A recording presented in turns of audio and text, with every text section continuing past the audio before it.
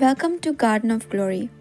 Today we explore 3 John chapter 1 verse 1 to 15, where we are encouraged to walk in truth, support God's work, and live faithfully in love. जुवांवाचें तिसरें पत्र ओवेस्वर 1 वळी 1 ते 15. हांव वडील गायुसाक म्हज्या भोव मोगाच्या आनी खोर्या इश्टाक नोमान करता. प्रितीच्या इश्टा, सगळें तुजें बरें चलचें म्हूण मागता आनी जशें आत्म्या वाटेन तूं बरो आसाय तशीच तुजी कुडीची भलायकी बरी आसची. स्वताक तूं विस्वाशी रावताय आनी स्वता प्रमाणें तूं चलताय म्हूण थंयच्या कांय भावां भयणींनी येवन गोवाय दिल्या. हें आयकून म्हाका खूब आनंद जालो.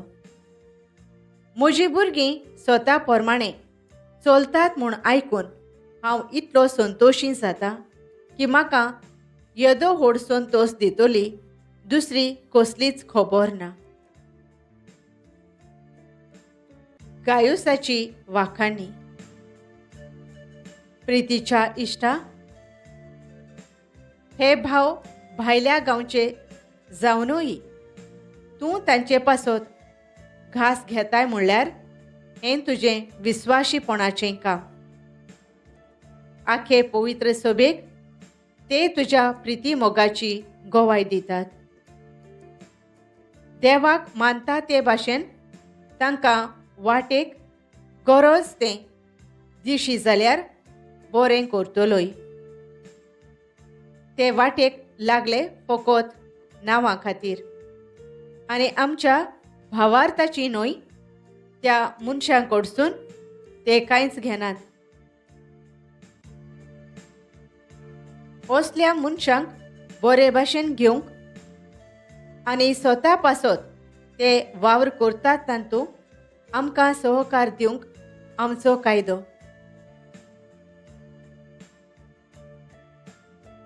दिओत्रेफेस आनी देमेत्रियोस, तुमचे पवित्र सभेक हांवें एक पत्र बरयलां, पूण थंय पदवी चलोवन मुरगोडटा तो दिओत्रेफेस आमचो अधिकार मानून घेवंक तयार ना.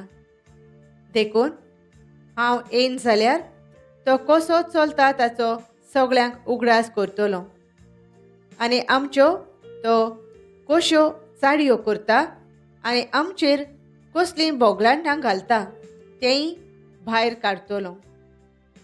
इतलेंच न्हय, पूण जीं कोण आमच्या भावां भयणीक घेवंक तयार आसात तांकां तो आडायता आनी पवित्र सभेंतली भायर घालता. प्रितीच्या इश्टा, असली वायट देख तूं धरूं नाका, पूण बरें तें कर. जीं कोण बरें करतात तीं देवाचीं भुरगीं, पूण जीं कोण वायट करतात तांणी देवाक पळोवंकूच ना.